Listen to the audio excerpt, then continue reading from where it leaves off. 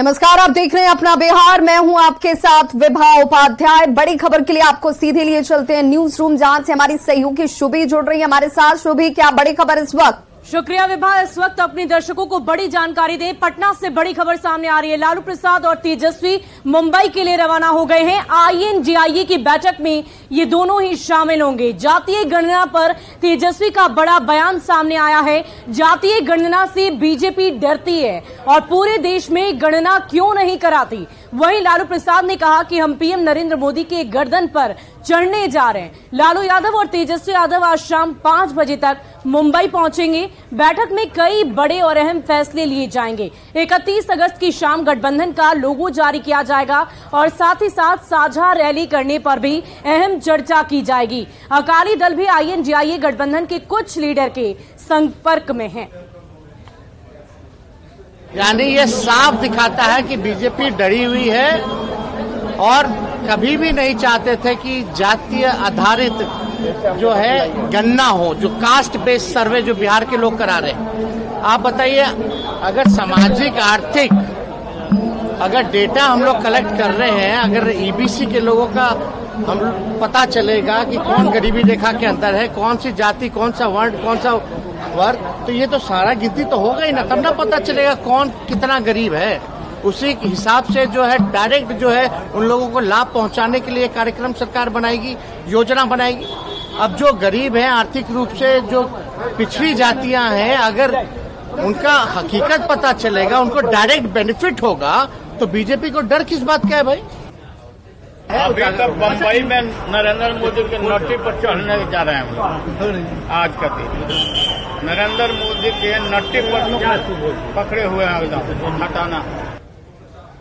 और चलिए अब अन्य खबरों के लिए मैं रुक करती हूं अपने सहयोगी विभा का।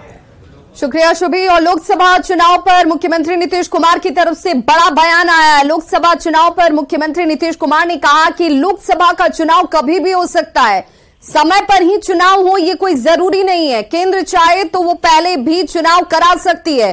7-8 महीने से मैं ये बात कह रहा हूं कि केंद्र पहले भी चुनाव करा सकता है, और ऐसे में एक बार फिर से CM नीतीश कुमार की तरफ से इसी बयान को दोहराया गया और कहा गया कि चुनाव समय पर हो ये कोई जरूरी नहीं है, केंद्र पहले भी चुनाव करा सकती है।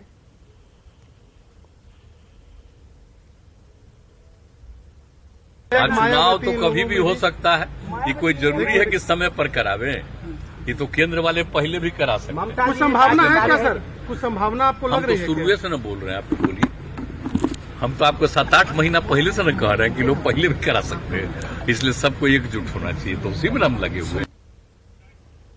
और इस खबर के अब मायने जरा समझिए। लोकसभा चुनाव पहले से हो सकता है, समय से पहले भी ये कराया जा सकता है, इसका दावा किया जा रहा है। और ये दावा क्यों है वो भी जान लीजिए।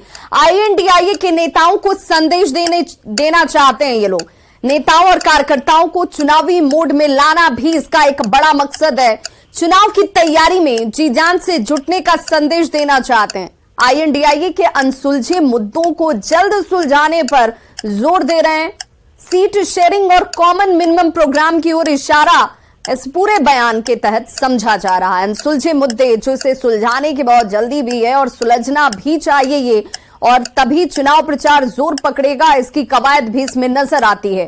मुद्दे सुलझेंगे और तभी नेता अपने क्षेत्र में चुनाव प्रचार कर पाएंगे। मुद्दे सुलझेंगे तभी बीजेपी के खिलाफ 1-to-1 फाइट हो पाएगा। यानी कि जल्दबाजी बीजेपी को नहीं, INDIA गठबंधन को है। मुद्दे सुलझेंगे और तभी चुनाव प्रचार की गाड़ी जो है वो रफ्तार पकड़ती हुई नजर आएगी।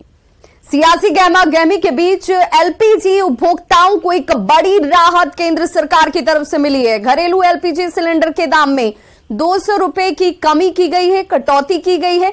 केंद्रीय कैबिनेट की बैठक में ये बड़ा और अहम फैसला लिया गया है। उज्ज्वला योजना के तहत LPG सिलेंडर पर 200 रुपए की सब्सिडी को मंजूरी दी गई है।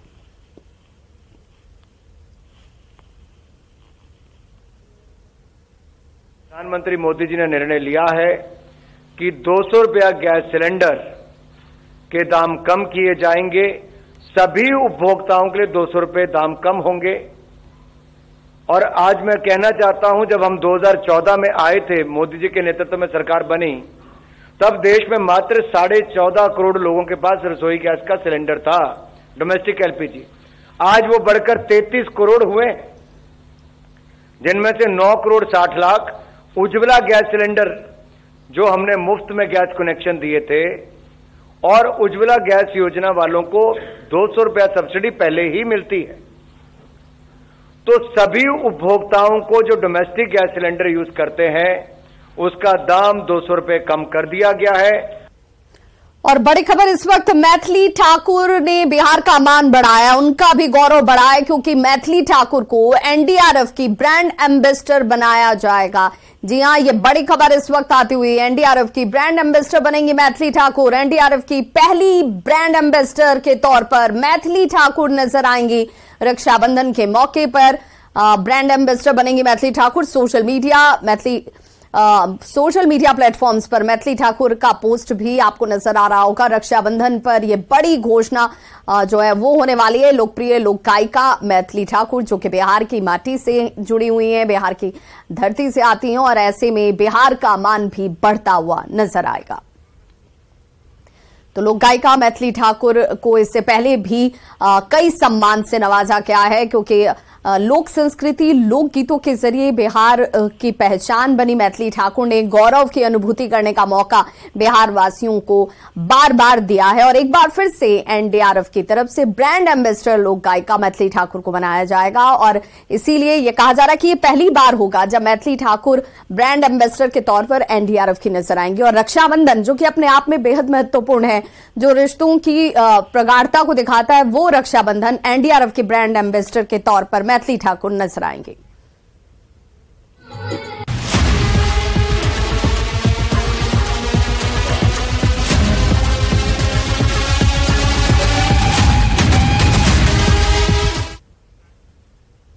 और अब बात जातीय गणना की, जिस पर पॉलिटिक्स अनलिमिटेड हो रही है। सियासी घमासान इस पर मचा हुआ है। सीएम नीतीश का इस पर जोरदार निशाना केंद्र पर, जिसमें केंद्र पर मुख्यमंत्री ने बड़ा और गंभीर आरोप लगाया। जनगणना नहीं कराने का आरोप लगाते हुए मुख्यमंत्री नीतीश कुमार ने कहा कि बिहार में सर्वसम्मति से जातीय गणना हो रही है।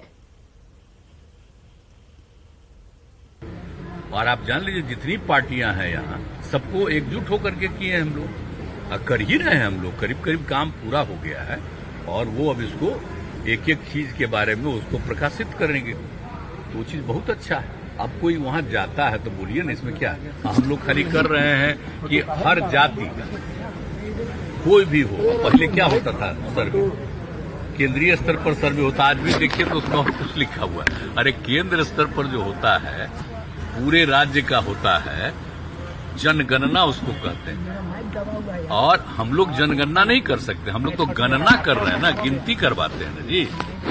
तो वो तो अधिकार है ना किसी को, जनगणना हम लोग थोड़ी कर रहे हैं। तो वो तो केंद्र क्या करता है, खाली एससी एसटी और जो माइनॉरिटी हैं उनकी जातियों के बारे में, कि हम लोग न सिर्फ लोगों के जाति के आधार पर किनकी कितनी संख्या है, किसी भी धर्म के हों, कोई भी जाति के हों, अपर कास्ट हों, पिछड़े वर्ग के हों, अति पिछड़े हों, schedule caste, schedule tribe, Hindu Muslim कोई भी हो, लेकिन उसके साथ साथ सभी की आर्थिक स्थिति के बारे में हम कह रहे हैं। अपर कास्ट हो, बैकवर्ड हो,